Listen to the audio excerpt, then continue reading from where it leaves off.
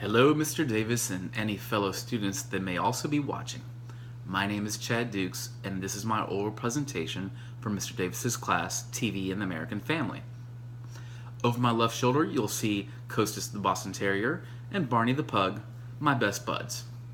I figured the painting of my pups could only help my grade and not hurt it, so they're in the shot.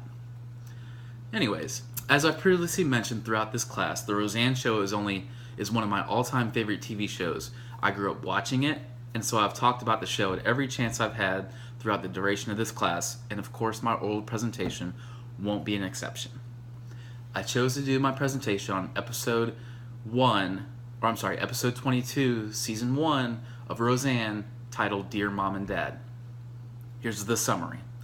Roseanne and Jackie's mom and dad, Beverly and Al, they make the 250-mile drive and show up at the Connor household one evening, unannounced, uninvited, and as we quickly find out, very unwanted. Especially unwanted by Roseanne's husband Dan, as Al and Beverly literally throw their baggage in Dan's face upon entering the front door without even a simple hello. Roseanne's mom and dad waste no time in getting a few wisecrack, cheap shot jokes in on their daughters. A short time later, Roseanne's mom Beverly is criticizing each of her daughter's way of lives, but not face to face. No, Beverly is talking about Jackie with Roseanne behind Jackie's back, and then of course Beverly talks behind Roseanne's back with Jackie. The sisters make a pact to stand up to their mom. Jackie takes a strong first stand against mom, but Roseanne can't seem to muster the courage to stand up to her mother, so the household will continue to suffer. Hilariously, if you're a member of the audience, of course. Roseanne and Dan, much to Dan's protest, give up their bed to Grandma and Grandpa, and so Roseanne and Dan take the very uncomfortable and smelly cots that are set up in the living room, the same cots that Dan had originally set up for his in-laws, and they sleep on those. To put icing on the cake, right before everyone retires for the night, Grandma and Grandpa announce they'll be soon moving to Lanford, the same town the Connors live in, and they'll be around all the time. Dan and Roseanne are dejected and can't even fathom having to deal with this type of visit on a more frequent basis. Not only are they dejected, they're also quite uncomfortable as they try to sleep on those horrible cots. Roseanne and Dan can't get to sleep, they're tossing and turning, and they're arguing with each other. 4:30 in the morning rolls around, and now, guess what? Mom and Dad, the grandparents, they're up, they're in the kitchen, and they're making breakfast. They're ready to start their day, and the lights from the kitchen and the banging of pots and pans guarantee there won't be any sleep for the Connors this day. Later that morning, Grandma and Grandpa feed the kids chocolate chip cookies and cereal for breakfast, because according to Grandpa, they eat it now in the afternoon. What's the difference? Suddenly, Roseanne finally snaps and lets her parents have it. Roseanne rants on and ends her rant by letting her mom and dad know that if they're going to move to Lanford, they need to live on the complete opposite side of town because she just won't be able to take this for the rest of her life. Grandma and Grandpa coolly dismissed the thought of them moving to Lanford as basically just them thinking out loud, and they weren't at all serious about actually moving to Lanford. Roseanne and Dan are so relieved, but relieved in the way where they might either laugh or cry or both. Then, just as short notice as Grandma and Grandpa's arrival was, they announced their departure to go visit cousin Sydney in Buford, who had gum surgery. The announcement of their departure makes everything well again, and everyone is all, "Oh, I'm going to miss you. It's been a great, wonderful visit. Kisses and hugs. Okay." And then the viewers are left to suppose that their grandparents are going to ruin another Connor family's members' lives for a while. So, was there any mention of any new, non-recurring characters?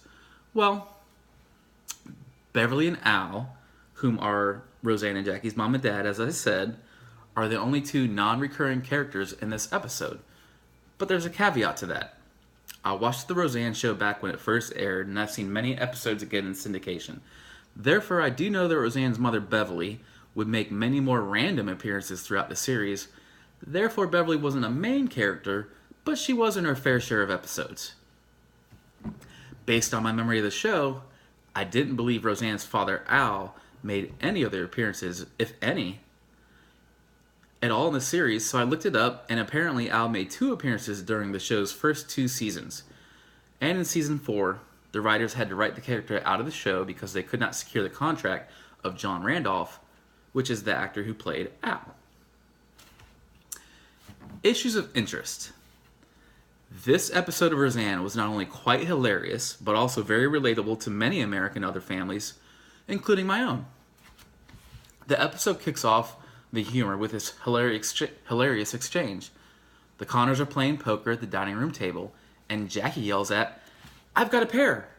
Dan quips back with, "Yeah, but Roseanne's is showing." Darlene in disgust, "You guys don't think we get your corny little sex jokes." Roseanne, without skipping a beat, "You are our corny little sex jokes." So that's pretty funny. I don't care who you are right there. This exchange reminded me of growing up in my own family, where love was often shown through cracking jokes on each other and giving each other a hard time. Now, the premise of the episode was the in-laws or parents or grandparents, depending on whose perspective you see it from, showing up uninvited for a visit within an indefinite time limit.